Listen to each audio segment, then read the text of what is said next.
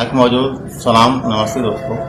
लफ्ज़ एहसास के चंद सटूं जो तव्हां सां शेयर करणु चाहींदुमि। एहसास लफ़्ज़ में ही अवल इंसानियत आहे। तुंहिंजो धर्म छा ऐं मुंहिंजो धर्म कहिड़ो ज़रूरी त न आहे। ऐसा आहे ख़िदमत ख़लक़ भी ऐन इबादत आहे।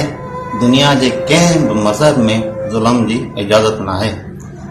मतलब पस्ती ऐं मुनाफ़िकी अजीब ही जान आहे। मतलब पस्ती ऐं मुनाफ़िकी अजीब ही जहां आहे जंहिंमें एहसास न आहे त हू कहिड़ो इंसान आहे। पंहिंजे मफ़ादनि ख़ातिर था हू कंहिंजे जज़्बनि जो क़त्ल कनि। पंहिंजे मफ़ादनि ख़ातिर था हू कंहिंजे जज़्बनि जो क़त्ल कनि। ग़रीबनि जा हक़ पवाइण लाइ था नित नई अटकल कनि। ख़ुदकशनि जो कारण ही नाइंसाफ़ी निज़ाम आहे। ख़ुदकशनि जो कारण ही नाइंसाफ़ी निज़ाम आहे। जंहिंमें अगरि एहसास न आहे त हू कहिड़ो इंसान आहे। उहे अंदरि ॿिया ऐं ॿाहिरि ॿिया कई रंग अथसि तिन्हनि जा। उहे अंदरि ॿिया ऐं ॿाहिरि ॿिया कई रंग अथसि तिन्हनि जा।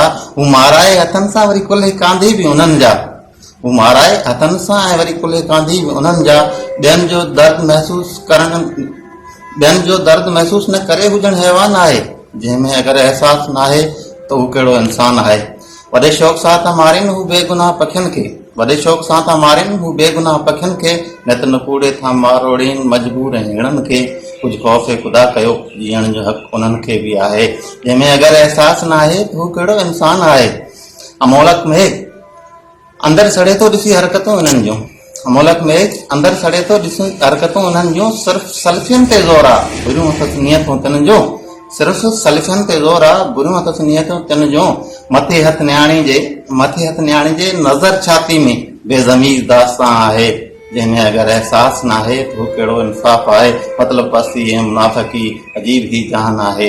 जंहिंमें अगरि एहसास न आहे त हू कहिड़ो इंसान आहे। दोस्तों ज़ुल्म जी जेको आहे न आख़िरी हद खां वठी रहम जी रेत ताईं अगरि इंसान जे अंदरि एहसास पैदा थी शुरू थी वञे त असांजे अंदरि मुआशरे में जेके बि इहे वधंदड़ ज़ुल्म आहिनि इहे बिल्कुलु ख़तमु थी वेंदा। थैंक यू, धन्यवाद।